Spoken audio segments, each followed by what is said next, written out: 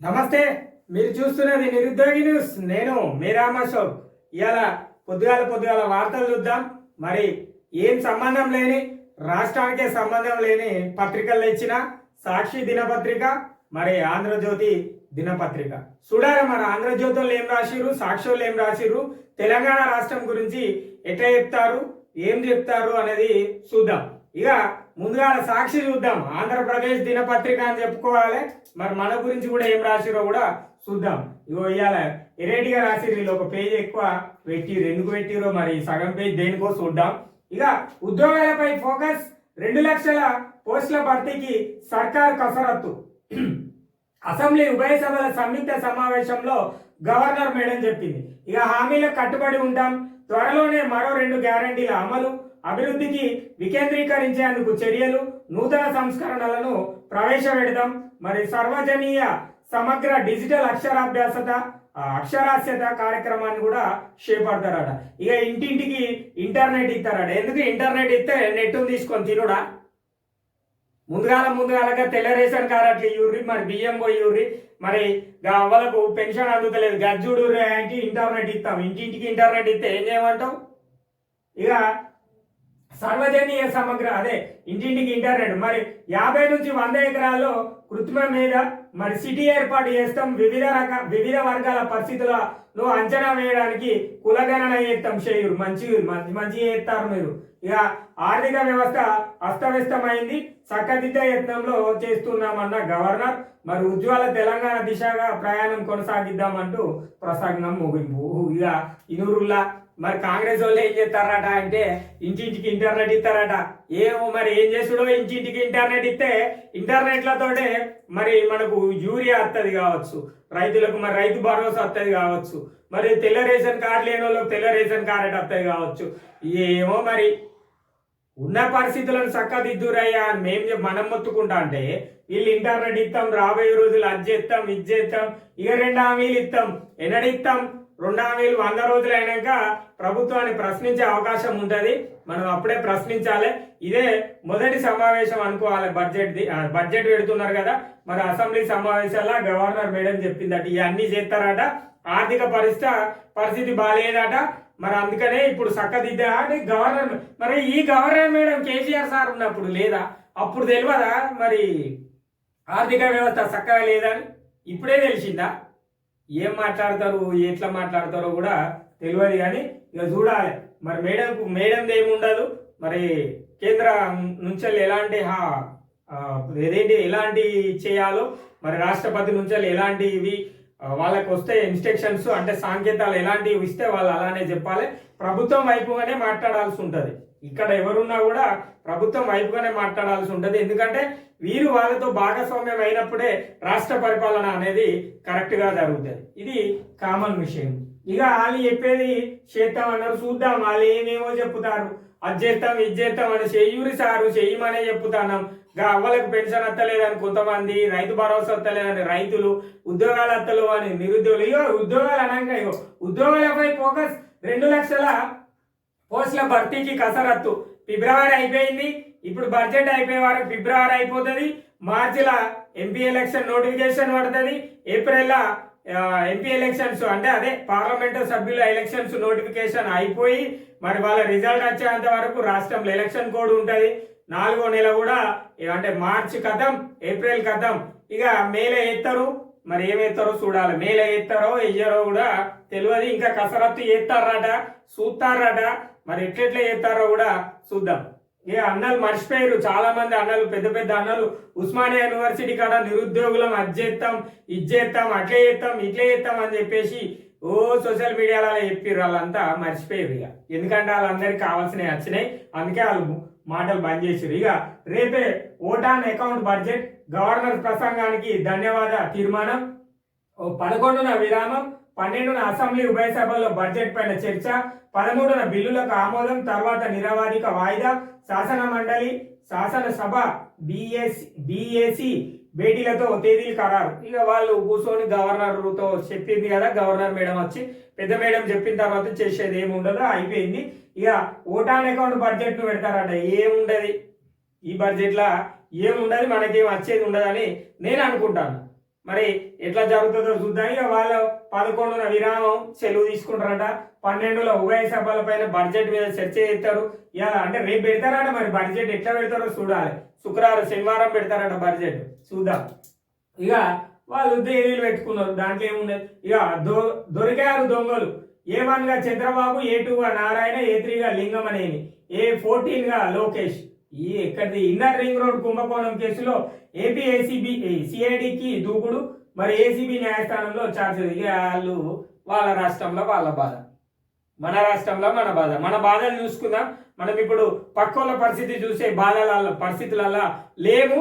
మరి చూద్దాం. ఇక అస్తంగూడికి పట్నం దంపతులు సీఎం రేవంత్ రెడ్డిని కలిసిన పట్నం మహేందర్ రెడ్డి, సునీతారెడ్డి చేవెళ్ళ ఎంపీ టికెట్ హామీతోనే పార్టీ మారుతున్నట్టు ప్రచారం. ఇక ఇది తెలియంది ఏమున్నది. బీఆర్ఎస్ పార్టీల గతంలో కాంగ్రెస్ వాళ్ళే ఉన్నారు, ఇప్పుడు పోయి ఇక వాళ్ళు మళ్ళా కాంగ్రెస్ పార్టీలకు వస్తారట. ఎంపీ టికెట్, ఎంపీ ఎలక్షన్లు ఉన్నాయి కదా, మరి గవర్నమెంట్ ప్రభుత్వం కాంగ్రెస్ ఫామ్ చేసింది కనుక వాళ్ళే వస్తారు, వాళ్ళే ఉంటారు. మళ్ళీ వీళ్ళు అల్లకి పోతారు, వాళ్ళు ఇళ్ళకి వస్తారు, అన్ని కలిపి మళ్ళీ బీజేపీలో పోతారు, బీజేపీలోకి వెళ్ళి మళ్ళీ ఇళ్ళు వస్తారు. ప్రజలకు లాభం జరిగేటి చెయ్యుర్రి. మనం అడిగే ప్రశ్న, మనం చెప్పేది ప్రభుత్వానికైనా ప్రతిపక్షానికైనా ఇతర పక్షాలకైనా చెప్పేది ఒకటే. ప్రభుత్వం అనేది ప్రజల కోసం పనిచేయాలి, ప్రజలకు ఉపయోగపడే విధంగా సంక్షేమ పథకాలను అందియాలి అనేది మన యొక్క ప్రశ్న. సమస్యలను పరిష్కరించే దిశగా ఆలోచనలు చేయాలి. వీళ్ళు వాళ్ళని తెచ్చుడు, వాళ్ళు వీళ్ళని తెచ్చుడు. మొన్న అన్న చెప్పుతోడు కొడతా అని ఒక అన్న, లేదు నేనే కొడతా చెప్పుతోడా అని ఇంకో అన్న. ఇవన్నీ పనికిరాని వ్యవస్థ. ఇదంతా రాజకీయం కోసం మాత్రమే అనే విషయము అర్థం చేసుకోవాలి. ఇది ముచ్చట. ఇక కేసీఆర్ కు ఛాంబర్ ఏంటి, ఈ ఛాంబర్ ఏంటి, ప్రతిపక్ష నేతకు ఇరుకైన ఛాంబర్ కేటాయింపుపై కూడా రగడ. ఇక సార్ అంతకుముందు పెద్ద పెద్ద రూములలో ఉండే, మరి కేసీఆర్ సారు ఇప్పుడు సార్ ప్రతిపక్ష నాయకుడు కాబట్టి చిన్న రూమ్ ఇచ్చిరట. చిన్న రూమ్ ఏంది, మాకు ఆ పెద్దదే ఇయ్యురంటే ఆ ప్రగతి భవన్లోనే ఉండురు సార్. మీరు పోయి సపరేట్గా ప్రగతి భవన్లో మీరు ఉండుర్రి. వాళ్ళందరూ ప్రభుత్వ నాయకులు అంటే ప్రభుత్వ మంత్రులు అంతా బయటెక్కనని ఉంటారు, వాళ్ళ సొంత ఇళ్లలో సొంత భవనాలలో ఉంటారు. మీరు ఆ ప్రగతి భవన్లోనే ఉండుర్రి. మీకు ఇంకా కూడా బుద్ధి తీర్తలేదన్న విషయమే అర్థమవుతుంది. ఇక ఇది ఏందో స్పెషల్గా రాసిర్రు, ఉద్యోగాలపైన ఫోకస్ ఏందో చేసినట్టు. అది వేసేది లేదు, సచ్చేది లేదు, మనం చూసేది లేదు. ఇక చూద్దాం. ఇక చూద్దాం. ఇక సాక్షిలో ఎట్లా ఉందంటే, సాక్షి మెయిన్ పేజీలో అది ఒకటి స్పెషల్ పేజీ రాసిర్రు. ఇప్పుడు చూద్దాం.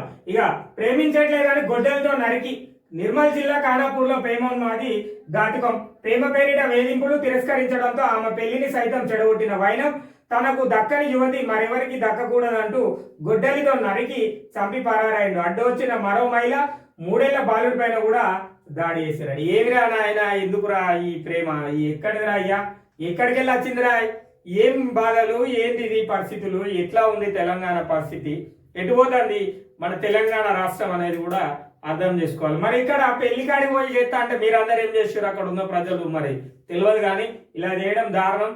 మరి ఇట్లాంటి విషయాలను మనం ఖండించాల్సి ఉంటుంది.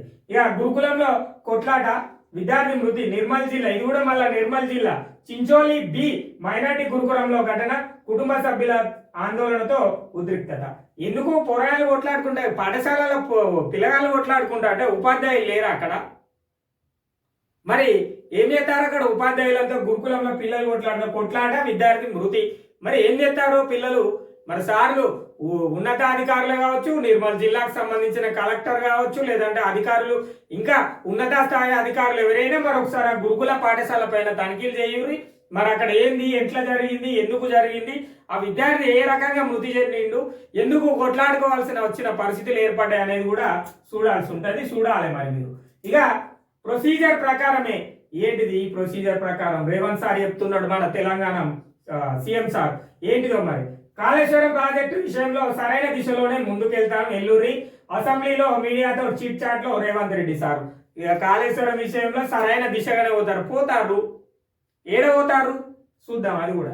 ఇక కాళేశ్వరం విచారణకు సిట్టింగ్ జడ్జిని ఇవ్వలేమని సీజే చెప్పేసింది. మంచి పని చేసింది. ఇక మంచి పనే ఇది. ఇక మాజీ న్యాయమూర్తితో విచారణ చేయించుకోవాలని సూచించిరట. దీనిపైన క్యాబినెట్ లో లేదా అసెంబ్లీలో చర్చించి నిర్ణయం మీరే తీసుకోరి. ఇక మేడిగడ్డ పైన చర్చకు పక్కదారి పట్టించేందుకు కృష్ణా బోర్డు వివాదం అరే ఇది మంచి ఇది మంచి విషయమే చెప్తారు వీళ్ళు ఇనురిగా సాక్షులు ఈ రోజు మంచి పని చేసిరు మనకు. ఆ మేడిగడ్డ పైన చర్చను పక్కదారి పట్టించేందుకు కృష్ణా బోర్డులో వివాదం.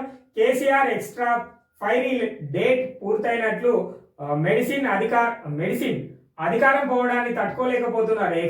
ఎక్స్ ఫైర్ డేట్ పూర్తయిన మెడిసిన్ అన్న అధికారం పోవడాన్ని తట్టుకోలేకపోతున్నారట. లేదంటే ఆయన సభకు రావాలి, ప్రతిపక్ష నేతగా బాధ్యతలు నిర్వహించాలి, అసెంబ్లీలో బీఆర్ఎస్ కార్యాలయ మార్పు నిర్ణయం స్పీకర్ది. ఇక అక్కడ చెప్పిర్రు ఇంత ముందు సార్ చిన్న రూమ్ ఇచ్చిర్రు అని చెప్పేసి, అది స్పీకర్ సార్ ఇష్టమే ఉంటుందట. సార్ పెద్దది ఇవ్వాలా చిన్నది. స్పీకర్ సార్ మరి మీరు కూడా ఒకసారి అర్థం చేసుకొని సారు బాధపడతాడేమో బాగా, మీరు ఆ ప్రగతి భవన్ ఇచ్చేయరు సార్కు, సార్ ప్రగతి భవన్లో ఉంటాడు, మనం వేరే కాడ ఉందాం, అందరం కలిసి ప్రజాపాలన చేద్దాం. ప్రజాపాలన అన్నాం కదా, మరి ఆ ప్రజాపాలనే చేద్దాం. ఇక మేడిగడ్డ విషయాన్ని మర్చిపోవడం కోసం అంటే కృష్ణా జలాలు ముందుకెత్తారట. ఎవరు బీఆర్ఎస్ వాళ్ళు ముందుకెత్తారు అని చెప్తారు. వాళ్ళేం చెప్పిర్రు మొన్నటిదాకా, మరి కృష్ణా జలాల నీళ్ళన్నీ ఆంధ్రప్రదేశ్ పోతున్నాయి ఉల్లా, మరి మన బాధలు చూడుర్రి, మరి కాంగ్రెస్ ప్రభుత్వం ఇట్లా ఎత్తాంది అని చెప్పి వాళ్ళు చెప్పారు. లేదు పోతలేదు మన దగ్గరనే ఉంటానే ఈ నీళ్ళని మీరు అన్నారు. మళ్ళీ ఇదెక్కడ మేడిగడ్డని పక్కకు పెట్టారు. మేడిగడ్డ గురించి మాట్లాడుడు కాదు, మేడిగడ్డ బ్యారేజీ అక్కడక్కడ పగుళ్ళు తేలినాయి, కుంగిపోయిన పరిస్థితులు ఉన్నాయి, వాటిని బాగు చేసే సమస్య దిశగా ప్రయత్నం చేయుర్రి అంటే మీరు ఆ వివాదము ఈ వివాదం అని చెప్పేసి చెప్పుకుంటారు. ఏ వివాదం లేదు, ముందుగా దాని సమస్యను పరిష్కారం చేయుర్రి. ఎల్ఎన్టీ వాళ్ళు మొన్న ఒక ముచ్చట చెప్పిర్రు, మొన్న పత్రికల్లో మన వార్తలో చెప్పుకున్నాం 2 రోజుల క్రితం. ఎల్ఎన్టీ వాళ్ళు ఏమన్నారు, మేము మొత్తం చేసినాం, మాకు ఇచ్చిన కాడ చేసినాం, గంతే అయిపోయింది, మీకు మాకు సంబంధం లేదు, 2022లో మీ పంచాయతీ అయిపోయింది అని చెప్పేసి చెప్పారు. మళ్ళీ కొత్త టెండర్ ఇస్తే దాన్ని రిపేర్ చేస్తామని వాళ్ళు చెప్తారు. అదేదో రిపేర్ అయ్యే ప్రయత్నం చేయరు సార్లు ఫస్ట్, తర్వాత ముచ్చట మీ లొల్లి తర్వాత పెట్టుకుందరు కానీ గజ్జయ్యూరు. ఇగో హామీలు ఏమయ్యాయి, కాంగ్రెస్ సర్కార్ పైన హరీష్ రావు ఫైర్. గవర్నర్ ప్రసంగంలో మేనిఫెస్టోలోని అంశాలేవి, రైతు బంధు రుణమాఫీ ప్రస్తావనేది, ఇక మిగిలింది 40 రోజులేనని వాక్యం. ఇక మనం చెప్పలేదా 100 రోజుల తర్వాత మాట్లాడతాం, 100 రోజుల తర్వాత మాట్లాడతాం అంటే హరీష్ అన్న కూడా అదే చెప్తాడు. మరి గవర్నర్ మేడం మాట్లాడిన దాంట్లో రైతు బంధు అని వాళ్ళది, రైతు భరోసా అని వీళ్ళది, రైతు రుణమాఫీ అన్నారు ఏది అని అడుగుతాడు ఆయన. మరి 40 రోజులే ఉన్నది, ఇలాంటికి 60 రోజులు ఒడిచిపోయినాయి, ఇక 40 రోజుల తర్వాత మేము కొట్లాడతాం, ఇక యుద్ధమే అని చెప్పేసి అన్న చెప్తాడు. ఏం యుద్ధం చేస్తాడో ఎట్లా చేస్తాడో తెలియదు కానీ మరి కాంగ్రెస్ ప్రభుత్వము ఇంకా ఆలోచన కత్తలేదా, మరి ఈ సమస్యల గురించి ఆలోచన ఎత్తలేదా? అక్కడనేమో ఏమేమి సమస్యలు ఉన్నాయో బడ్జెట్ ఆర్థిక వ్యవస్థ అంతా అస్తవ్యస్తంగా ఉన్నది, వాటిని చక్కగా ఎత్తానం అని చెప్పేసి చెప్తారు. ఇక్కడనేమో వీళ్ళేమో ఇట్లా అంటారు. ఏమో మరి మన మార్పు అంటే మనం మారేటట్టున్నాం కదా, మొత్తానికి ప్రజలమే మారిపోయే పరిస్థితులు ఏర్పడుతున్నాయి. మరి ఎవరిని నమ్మాలో కూడా అర్థం కాని పరిస్థితుల్లో ఉన్నామనే చెప్పుకోవాలి. ఒక ఫ్రీ బస్ ఇచ్చిర్రు, మస్తు నడుతుంది బస్సులు. ఇక ఇది కర్తవ్య కాలం, మోదీ ప్రభుత్వ ఆర్థిక విజయాలపైన పార్లమెంట్లో శ్వేతపత్రం. ఇక యూపీఏ వదిలిన సవాళ్లను విజయవంతంగా అధిగమించామని వెల్లడి. వాళ్ళే చెప్పుకుంటారు. 2047కి అభివృద్ధి చెందిన భారత్ మన గమ్యం అని స్పష్టీకరణ. అంటే ఇప్పుడు 2047 వరకు నరేంద్ర మోడీ సారే పిఎం ఉంటాడే, ఇది భారతదేశానికి ప్రధానమంత్రి. మరి 2047 వరకు అభివృద్ధి చెందిన భారతదేశం అని, అది మన గమ్యం అని చెప్పేసి చెప్తాను. మరి ఏమో చూడాలి. ఇక 10 ఏళ్ల అన్యాయ కాలం నరేంద్ర మోడీ ప్రభుత్వ వైఫల్యం పైన బ్లాక్ పేపర్ విడుదల చేసిన కాంగ్రెస్. ఇక వినూరులా తెలంగాణ ప్రజలారా, మనం గుర్తుపెట్టుకోవాల్సిన ముచ్చట ఏంటంటే, ఇక వీళ్ళేమో బీజేపీ వాళ్ళు చెప్పింది ఏంటి, శ్వేతపత్రం ఇచ్చారు, తెల్లటి పేపర్ మీద రాసి ఇచ్చారు. వీళ్ళేంటంటే కాంగ్రెస్ వాళ్ళు ఒక నల్లటి పేపర్ మీద వాళ్ళు ఇవన్నీ చేయలేదు, ఇవి చేస్తా అని చెప్పేసి చేయలేదు అని చెప్పేసి కాంగ్రెస్ వాళ్ళు ఇచ్చారు. ఇక మీరే మనం అర్థం చేసుకోవాలి ఏంటిది అనేది. రాజకీయం అనేది ఎట్లా ఉన్నది, మనకి ఏం అందుతుంది, మనం ఎక్కడ ఉన్నాం, మన స్థాయి ఎట్లా ఉన్నది, మన ఆర్థిక స్థితిగతులు ఎట్లున్నాయి అనేది మనం అర్థం చేసుకోవాలి. ఇక కాంగ్రెస్ బ్లాక్ పేపర్ మాకు దిష్టి చుక్క. ఇక సార్ మళ్ళా కాంగ్రెస్ పేపర్ కాంగ్రెస్ వాళ్ళు నల్ల పేపర్ మీద రాసిస్తే అదట చిన్నపిల్లగాళ్ళు బొట్టు పెట్టుకుంటారు చూడు దిష్టి చుక్క అట్లున్నదని చెప్పేసి సార్ చెప్తాడు. ఇక ఇది అయ్యా ముచ్చట. ఈ ఉద్యోగాలపైన ఏం ఫోకస్ పెడతారో తెలియదు, ఏం చేస్తారో తెలియదు. ఇక వీళ్ళేమో 40 రోజుల తర్వాత అంటారు. ఉన్న సమస్యలను ప్రభుత్వానికి చెప్పే విన్నపం ఏంటంటే సమస్యను పరిష్కరించే దిశగా ఆలోచించుకోండి, ఆలోచన చేయుర్రి. ప్రజలకు సంక్షేమ పథకాలు అందేటి ముందు ఏవైతే ముందుగాల అవసరమైతాయో వాటిని ముందుకు తీసుకురాలి. అవే తప్ప మేము ఇంటర్నెట్ ఇస్తాం, ఇంటింటి సర్వే చేస్తాం, మేము అది చేస్తాం, అక్షరాస్యత పెంచుతాం, పెంచే ప్రయత్నం చేద్దాము. ముందు ఉన్న సమస్యలను తీర్చండి.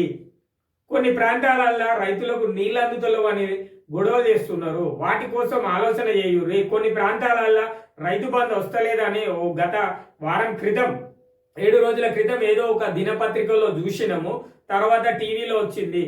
వాళ్ళకు అంటే మీకు ప్రతిపక్షం పార్టీకి సంబంధించిన ఛానళ్ళు తర్వాత పత్రికలు అనుకున్నా కూడా ఒకసారి వాటిపైన రివ్యూ చేయండి, ఎట్లా ఉంది అనేది కూడా తెలుస్తుంది. ఆ మేడిగడ్డ కుంగి ఉన్న పరిస్థితి కావచ్చు, వాటిపైన సమస్యను పరిష్కరించే దిశగా ఆలోచన చేయుర్రి.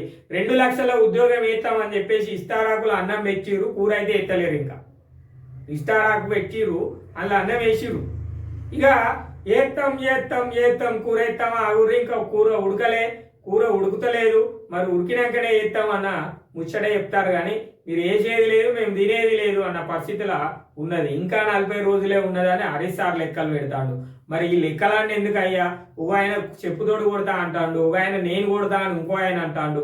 ఇవన్నీ ఎందుకు ముచ్చట్లో మాకైతే అర్థమైతలేదు. కానీ మేము మార్పు కోరినాం, ప్రభుత్వానికి కొత్త ప్రభుత్వాన్ని ఏర్పాటు చేయించినాం.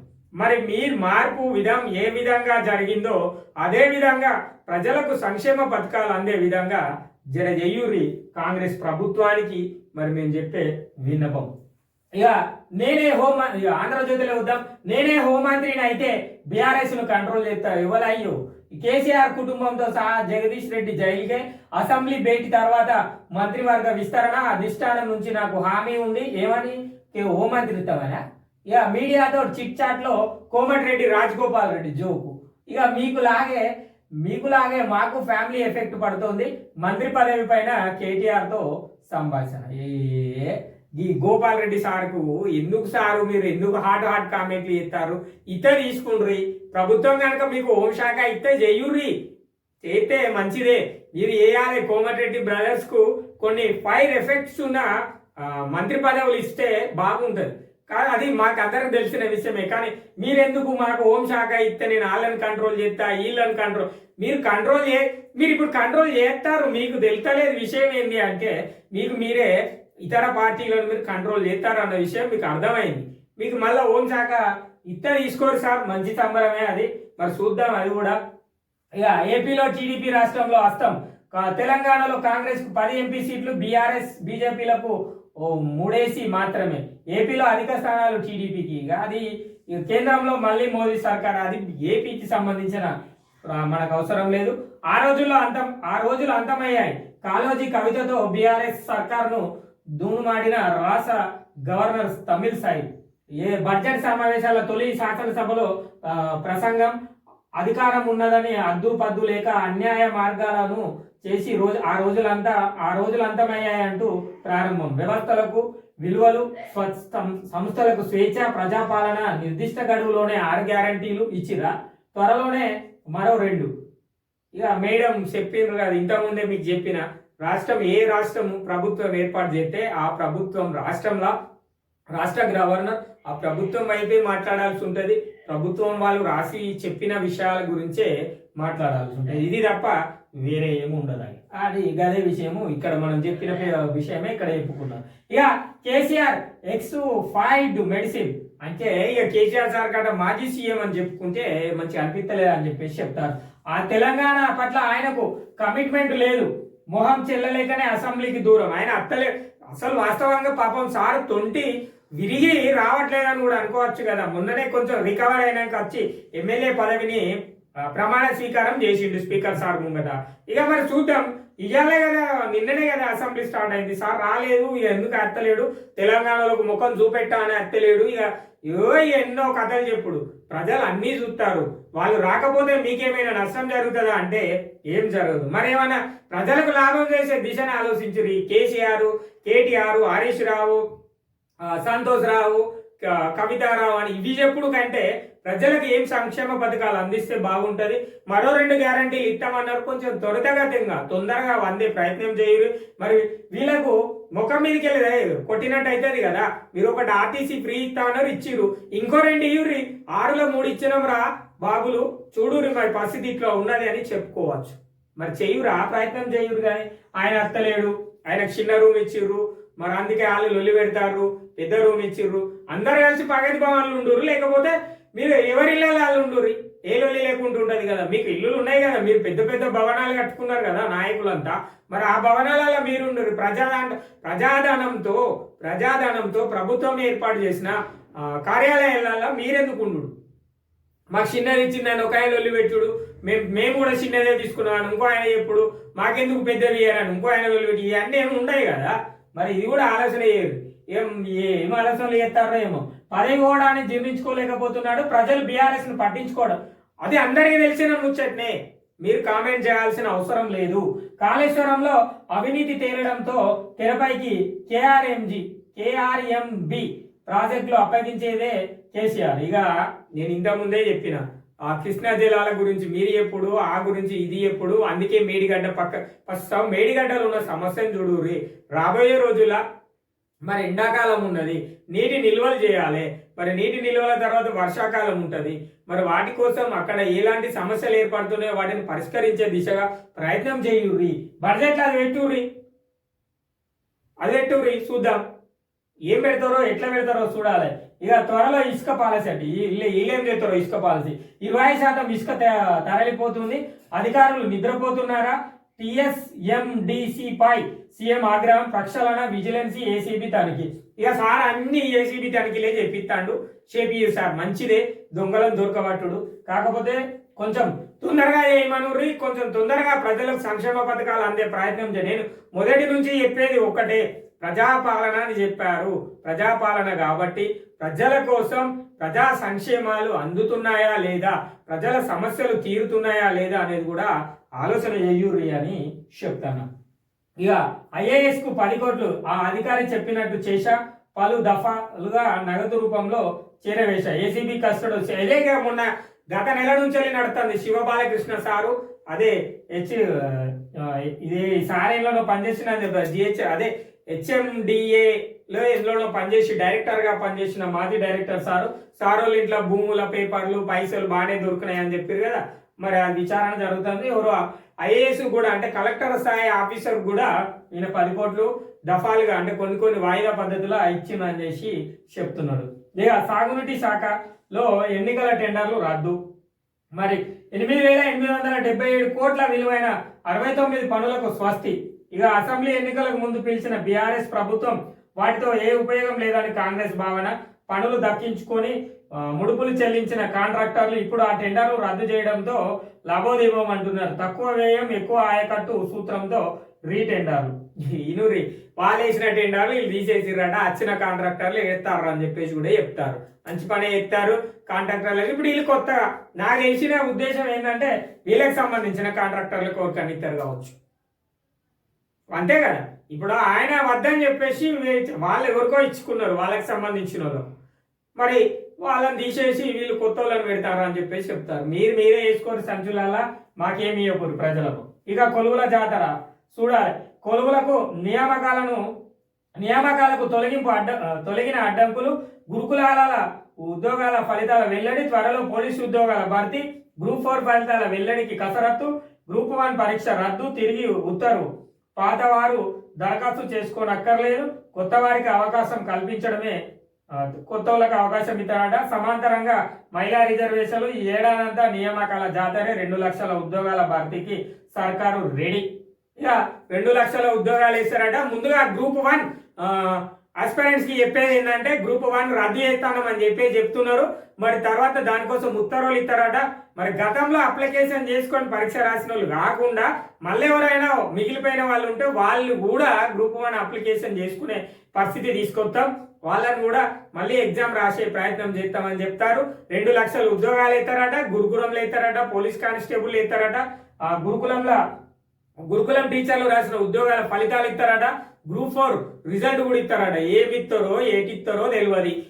ఇదేంటిది అని చెప్పేసి అంటారంటే కొలువుల జాతర అట ఈ ఏడాదంతా పరీక్షలేనట. నాకు తెలిసి మరి నేను ప్రభుత్వాన్ని ప్రశ్నిస్తున్నా, ఫిబ్రవరి నెల తర్వాత మార్చిలో ఎలక్షన్ నోటిఫికేషన్ ఎంపీ ఎలక్షన్స్ ఉన్నవి.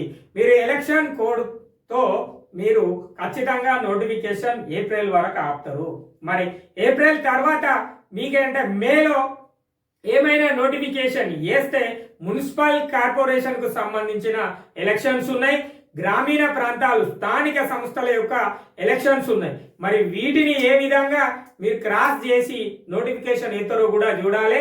మరి నోటిఫికేషన్ వేసిన తర్వాత ఎలక్షన్ కోడ్ ఇస్తారా, మరి ఎలక్షన్ కోడ్ అయిపోయిన తర్వాత నోటిఫికేషన్ ఇస్తారా అనేది కూడా ప్రజలందరికీ చెప్తున్నా, తెలంగాణ ప్రజలారా మనందరం వేచి చూడాల్సిందే. ఒక నిరుద్యోగుల యొక్క తో గత ప్రభుత్వం ఆడుకున్నదనే, అంటే జీవితాలతో ఆడుకున్నదనే చెప్పుకోవాలి. వీళ్ళు ఏడాది మొత్తం ఎలక్షన్ ఉద్యోగాలు ఇస్తామని చెప్తారు. మరి చూద్దాం. మరి నేను చెప్పింది అయితే నిజమే. కొంచెం ఆలోచన చేస్తే మనం చిన్నగా ఆలోచన చేద్దాం. మీకు మళ్ళీ చెప్పేది, ఇప్పుడు ఫిబ్రవరిలో వేసే నోటిఫికేషన్ పరిస్థితులు కనబడట్లేదు ఖచ్చితంగా. మరి మార్చిలో మన లోక్సభ ఎన్నికలు, పార్లమెంటరీ ఎన్నికలు ఉన్నాయి మన రాష్ట్రంలో. మరి దాని విషయము ఏప్రిల్ 16 వరకు ఉంటుంది. అది ఎలక్షన్ కోడ్ గానే భావించాల్సి ఉంటుంది. మరి అది అయిపోయిన తర్వాత స్థానిక సంస్థల ఎలక్షన్స్ ఉన్నాయి. ప్రతి జిల్లాలో స్థానిక సంస్థల ఎలక్షన్స్ నడుస్తాయి. సో ప్రతి గ్రామంలో గ్రామ పంచాయతీ ఎలక్షన్లు, అదే స్థానిక సంస్థలు సర్పంచుల ఎలక్షన్లు. మీకు అర్థమయ్యేలా చెప్పాలంటే మరి అదైపోయిన వెంటనే మున్సిపాలిటీకి సంబంధించిన ఎలక్షన్స్ ఉన్నాయి, మున్సిపల్ కార్పొరేషన్ ఎలక్షన్స్ ఉన్నాయి. మరి ఇది కొలువుల ఏడాది అనుకోవాలా, ఓట్ల ఏడాది అనుకోవాలా అనేది మీరే అర్థం చేసుకోవాలి ప్రజలారా. ఇది ఇలా పొద్దుగాల వార్తలు.